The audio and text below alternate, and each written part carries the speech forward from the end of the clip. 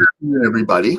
I am Tom Summers with Coldwell Banker, for those of you that don't know me, and most are following me, so you kind of get the drill here of the different things that I'm doing. I'm trying to educate you with buyer information, seller information for residential real estate. But today I wanted to come on and do a quick live thing for you here. I wanted to talk about what's going on in my industry because there was a lawsuit and a settlement, and I'm sure some of you have heard about all of this stuff that's going on, and I wanted to just update you a little bit with the specifics. So, in the state of Minnesota, I've been doing this for 22 years. I've never had an issue. We've always had a buyer rep agreement. We've always spelled out to the buyers and sellers compensation, bottom line numbers. I'm all about full transparency. But unfortunately, there are states in the United States that didn't have a buyer rep, and it sounds like it was a real mess. And that led to a lawsuit, which created a lot of trouble. And so here we are with some changes.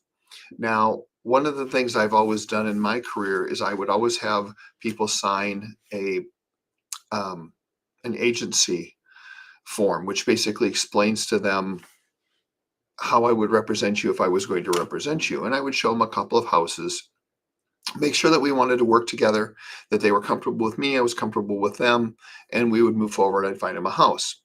Well, now that's changed. Now, to further make even more transparency with the NAR settlement and all of the rule changes with the Commerce Department, what is now being required of me as a real estate agent is before I can show a home to any buyer, I have to have a buyer representation agreement with that buyer, which is a commitment essentially to me to work with me as your real estate agent, because they want to make sure that you, as the buyer, understand who is going to pay my fee.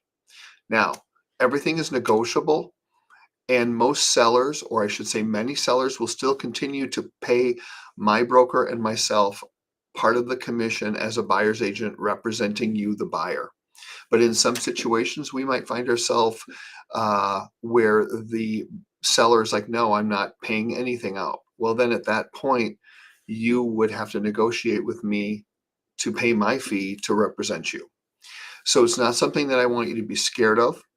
It's a good change in the respect that it brings even more transparency. And if we've got agents around the country running around not doing the right thing and not disclosing things and not explaining to people exactly what's going on, I think it's very important that you, as a home buyer and as a home seller, know exactly what is expected of me as your agent, what is expected of you as a buyer and a seller, and just making sure that it's transparent and that everyone knows what's going on. So there's a lot of misinformation in a lot of these articles that I'm reading in the press because they have a tendency to grab a headline without doing the research and really asking the tougher questions to get to the bottom of what this is really going to be. So for any of you that have someone that you know that's going to be buying or selling or thinking about it, have them contact me. I'm more than happy to have a conversation to explain all of this to them. This is not something that you should be scared of. It's something that is, again, going to help make things more transparent. So it's not something to be worried about either, but you do want to understand the ramifications because you are entering into a contract. I wanted to just come out and say this so that all of you are aware. Watch this video and then follow up with me with any questions. But like I said, this is actually a really good thing. And I'm here to help you navigate through all of this. This is not going to change things for you buying a house. It's not going to change things for you selling a house. All it's doing is it's dividing up the commission in a much clearer way. So not only the buyers, but the sellers also understand who's getting paid, how they're getting paid, where the money is going, and all of that, which we've always done here at Coldwell Banker, and I've always done as a licensed agent for 22 years. I've never had any issues with the Commerce Department.